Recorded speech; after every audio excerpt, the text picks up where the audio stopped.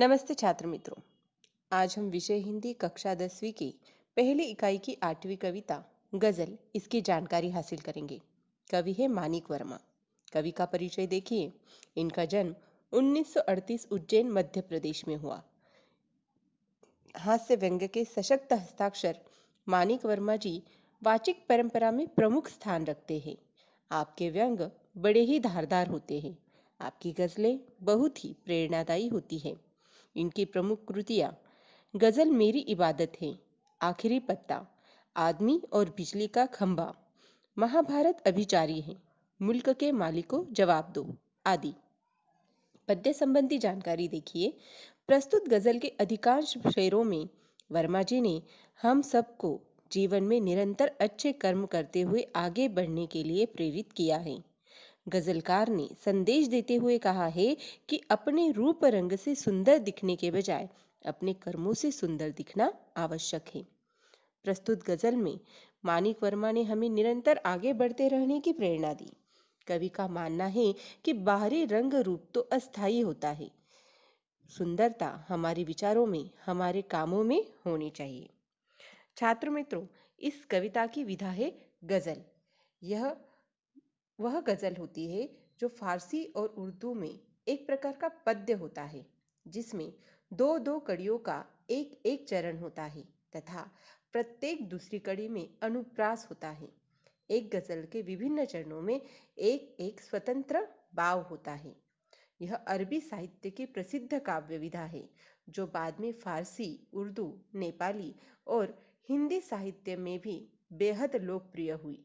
संगीत के क्षेत्र में इस विधा को गाने के लिए ईरानी और भारतीय संगीत के मिश्रण से अलग शैली निर्मित हुई। कविता का सरल अर्थ, भावार्थ हम जानने की कोशिश करेंगे। देखिए, आपसे किसने कहा स्वर्णिम शिखर बनकर दिखो, शोक दिखने का है तो फिर नींव के अंदर दिखो। यहाँ पर कवि कहते हैं, किसी भी अट्टालिका के चमचमाते शिखरों को सभी देखते हैं। स्वर्णिम शिखर बनकर दिखो यानी कि अट्टालिका का शिखर। अट्टालिका यानी कि कोई महल। आपने ताजमहल देखा होगा छात्र मित्रों। उसका जो शिखर है कितना खूबसूरत लगता है। उसकी इमारत मन को भाती है। तो यहाँ पर कवि कहते हैं कि किसी भी अट्टालिका के चमचमाते शिखरों को सभी देखते हैं। ऊपर की शान तो सभी देखते हैं, उनकी शान की प्रशंसा भी करते हैं। लोग समाज में इन शिखरों के समान ही सम्मान पाना चाहते हैं, ऊंचा उठना चाहते हैं। परंतु वास्तव में देखा जाए तो इन शिखरों से अधिक महत्व है उन ईंटों और पत्थरों का, जिनके कारण ये शिखर बन सके। तो इसीलिए कवि यहाँ पर कहते हैं, शोक दिखने का है तो फिर नींव के अंदर दिखो। यदि नींव की ईंटों ने गुमनामी के अंधेरे में रहना स्वीकार न किया होता तो इन शिखरों का अस्तित्व न होता। यानी कि जो नींव इन महलों की, इन शिखरों की बनी है, अगर वह नींव न बनी होती, वह ईंटों से वह पक्की नींव न बनी होती, तो ये शिखर, ये महल, ये अट्टालिका कभी बन नहीं पाते, कहीं भी टिक नहीं पाते। इसीलिए यदि हम समाज के लिए कुछ करना चाहते हैं तो प्रशंसा और वाहवाही का लोभ त्याग कर नींव की ईंटों के समान कुछ अच्छा और सुदृढ़ काम करें। यानी कवि यहाँ पर कहते हैं, छात्र मित्रों आपसे संबोधित होकर कहते हैं कि करना है तो कुछ ऐसा अच्छा काम कीजिए कि आपके अच्छे काम की वजह से आपका जो देश है, आपका जो समाज है, आपकी प्रशंसा और वाहवाही करे। ऐसे चाहने के बजाय आपका समाज आगे बढ़े, आपका देश आगे बढ़े। आगे देखिए, चल पड़ी तो गर्द बनकर आसमानों पर लिखो, और अगर बैठो कहीं तो मील का पत्थर दिखो। कवि कहते हैं, यदि आप मंजिल की ओर अग्रसर है तो अपने अच्छे कर्मों के कारण उसी प्रकार आसमानों तक छा जाओ, जैसे आंधी आने पर पृथ्वी से आकाश तक धूल ही धूल दृष्टि गोचर होती है। छात्र मित्रों, यहाँ पर गर्द, गर्द का मतलब है धूल। गर्द बनकर आसमानों पर लिखो। आपने देखी है ना, धूल क्या होती है? मिट्टी के कण, बारीक सूक्ष्म कण जो कि जमीन पर होते हैं। परंतु जब आंधी आती है, तूफान आता है, यही धूल आसमानों को छूती है। तो ऐसी ही धूल बनकर आसमानों पर लिखो, यानी कि ऊंचाई पर जाओ। जो धूल जमीन पर रहने के बावजूद समय आने पर आसमान पर भी छा जाती है, ऐसा बनो। अर्थात आपके द्वारा किए गए अच्छे कामों का प्रभाव और चर्चा हर तरफ हो। और यदि आप मंजिल की ओर बढ़ते हुए मार्ग में कहीं बैठ जाते हो, तो मील के पत्थर के समान बनो।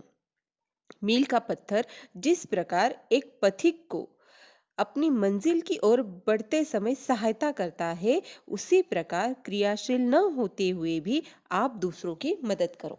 यानी कि अगर आप जिंदगी में कुछ कर रहे हैं, कुछ बनने की कोशिश कर रहे हैं, लेकिन किसी कारणवश आप रुक गए हैं, तो ऐसा नहीं कि अगर आप रुक गए हैं तो किसी और को रुकने दें। तो उसकी मदद करें, उसे आगे बढ़ने के लिए रास्ता दिखाएं। जिस तरह से मील का पत्थर हमें रास्ता बताता है, हमें अंतर बताता है, हमारी मदद करता है, उसकी तरह बनने के लिए कवि ने यहाँ पर कहा है। आगे देखिए, सिर्फ देखने के लिए दिखना कोई दिखना नहीं, आदमी हो तुम अगर तो आदमी बनकर दिखो। कवि कहते हैं, ईश्वर ने हमें मनुष्य जीवन दिया है, यानी कि सिर्फ देखने के लिए दिखना कोई दिखना नहीं। तो हमारा उद्देश्य केवल सजना सवरना और सुंदर दिखना ही नहीं होना चाहिए। हमारे द्वारा किए गए काम सुंदर होने चाहिए। ईश्वर द्वारा प्रदत्त इस श्रेष्ठ मानव जीवन में हमें मानवीय गुणों को अपनाना चाहिए।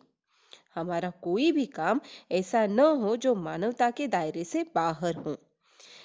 आदमी हो तुम अगर तो आदमी बनकर दिखो, यानी कि आदमी हो तो आदमी बनो, जानवर नहीं। किसी का भला करो, किसी का बुरा नहीं। समाज में सभी के प्रति हमारा व्यवहार ऐसा हो कि संसार हमें एक अच्छे मनुष्य के रूप में जाने। आपने देखा होगा, कई ऐसे महान लोग हो गए हैं जो इस दुनिया में तो नहीं है, लेकिन उनकी महानता, उनकी महिमा आज भी हमें पता है। तो ऐसा ही कुछ कार्य करो कि भले ही आप आगे दुनिया में ना रहें, लेकिन आपका कार्य, आपके कर्म अमर हो जाए। आगे देखिए, जिंदगी की शक्ल जिसमें टूटकर बिखरे नहीं, पत्थरों के शहर में वो आईना बनकर दिखो। हमें ऐसी शख्सियत बनना है, ऐसा व्यक्तित्व हमारा निर्माण करना है कि कैसी भी प्रतिकूल परिस्थिति क्यों ना हो, प्रतिकूल परिस्थिति यानी कि कितने भी संकट क्यों ना हमारे जीवन में आए, लेकिन हम विचलित न हो। यानी कि जिंदगी की शक्ल में, यानी कि ऐसे बुरे वक्त में भी हमें टूटकर बिखरना नहीं है। बिना बिखरे हर परिस्थिति का डटकर सामना करना है। पत्थर के शहर में वो आईना बनकर दिखो।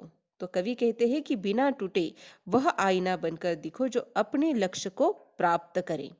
आईना जिस तरह से हमारा जो प्रतिबिंब है हमें दिखाता है, तो यह पत्थरों का शहर है, यानी कि कहीं ना कहीं ऐसे लोग यहाँ पर भरे पड़े हैं जो हमें तोड़ना चाहते हैं, परंतु हमें टूटना नहीं है। हमें वह आईना बनना है कि वह सच्चाई उनको दिखानी है कि हम क्या बन सकते हैं, हम किस तरह से मुश्किलों का सामना बनकर आगे बढ़ सकते हैं। तो यह लोगों को दिखाना है। आगे देखिए, आपको महसूस होगी तब हर एक दिल की जलन, जब किसी धागे सा जलकर मोम के भीतर दिखो। कवि कहते हैं, हमें प्रत्येक मानव से सहानुभूति रखनी चाहिए। यह तभी संभव हो सकेगा जब हम उनके हर दुख तकलीफ को समझें। जैसे मोमबत्ती का धागा सदा उसके साथ रहता है, उसके साथ जलता है। इसीलिए कहा है कि जब किसी धागे सा जलकर मोम के भीतर दिखो। उसी प्रकार जब हम दिन दुखियों की पीड़ा को समझेंगे तो उसे दूर करने का यथासंभव, यानी कि जो भी हमसे हो सके वह प्रयत्न, वह प्रयास करेंगे। इस प्रकार हम अपना मानव धर्म निभा पाएंगे। क्या होता है मानव धर्म? तो इंसानियत को निभाना, दूसरों की मदद करना, सिर्फ स्वार्थ न देखते हुए दूसरों का भी भला सोचना।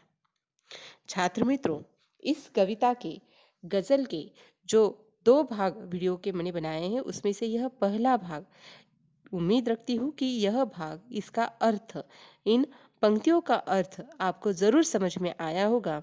बाकी पंक्तियों का अर्थ, बाकी कविता की जानकारी हम हमारे दूसरे वीडियो में देखेंगे, भाग 2 में देखेंगे।